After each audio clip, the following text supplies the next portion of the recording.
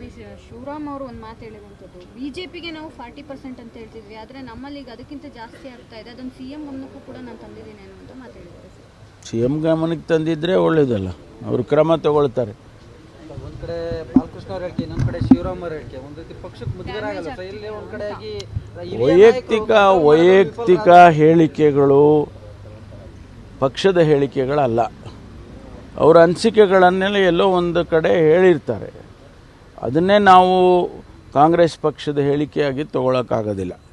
ಅವರು ವೈಯಕ್ತಿಕವಾಗಿ ಏನೋ, ಈಗ ನನಗೇನೋ ಅನಿಸುತ್ತೆ ವೈಯಕ್ತಿಕವಾಗಿ, ಈಗ ನಾನು ಹೇಳಿದೆ ದೇಶ ಒಗ್ಗೂಡಿಸ್ಬೇಕು, ಒಂದು ರಾಷ್ಟ್ರ ಭಾರತ ಭವ್ಯ ಭಾರತ, ಈಗ ಅದು ನನ್ನ ಅಭಿಪ್ರಾಯ. ಅದಕ್ಕೆ ನಾವು ಬೇರೆ ರೀತಿಯಲ್ಲಿ ಅರ್ಥೈಸಿಕೊಳ್ಳೋದು ಪಕ್ಷದ ದೃಷ್ಟಿನಲ್ಲಿ ಒಳ್ಳೆಯದು ಅಲ್ಲ, ಅಥವಾ ಅದು ಪಕ್ಷದಕ್ಕೆ ಸಂಬಂಧನೂ ಇಲ್ಲ.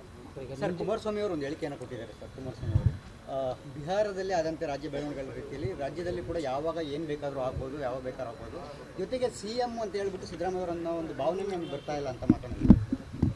ಅಲ್ಲ, ಅವ್ರು ಕಾಯ್ತಾ ಕೂತ್ಕೊಳ್ಳಿ ಏನೇನಾಗುತ್ತೆ ಅಂತ ನೋಡಲಿ, ಅವರು ಕೂಡ ನೋಡಲಿ. ನಿಮ್ಮ ಜಿಲ್ಲೆಗೆ ಸಂಬಂಧಪಟ್ಟದ್ದು ಇನ್ನು ಮುದ್ದನ್ಮೇಗೌಡ ಪಾರ್ಟಿ ಸೇರಿಲ್ಲ ಸರ್. KN ರಾಜಣ್ಣನವರು ಅವರೇ ಅಭ್ಯರ್ಥಿ ಅಂತೇಳಿ ಅವ್ರಿಗೆ ಓಟ್ ಹಾಕಿ ಅನ್ನೋ ಥರದಲ್ಲಿ ಭಾಷಣ ಮಾಡ್ತಾ ಇದ್ದಾರೆ. ಮಾಡಿದ್ರಾ? ಗೊತ್ತಿಲ್ಲಪ್ಪ, ಇಲ್ಲ ನಾನು ಗಮನಿಸಿಲ್ಲ ನಾನು, ಮಿಸ್ ಆಗ್ಬಿಟ್ಟಿದೆ ಅದೆಲ್ಲ. ಅವ್ರಿಗೆ ಟಿಕೆಟ್ ಸರ್ ಹೇಗೆ ತೀರ್ಮಾನ ಮಾಡ್ತಾರೆ. ಟಿಕೆಟಿನ ವಿಷಯ ನಾನೇನು ಹೇಳೋಕ್ಕಾಗುತ್ತೆ? ನಾನು ಹೇಳಿದ್ನಲ್ಲ, ಹೈಕಮಾಂಡ್ ತೀರ್ಮಾನ ಮಾಡುತ್ತೆ.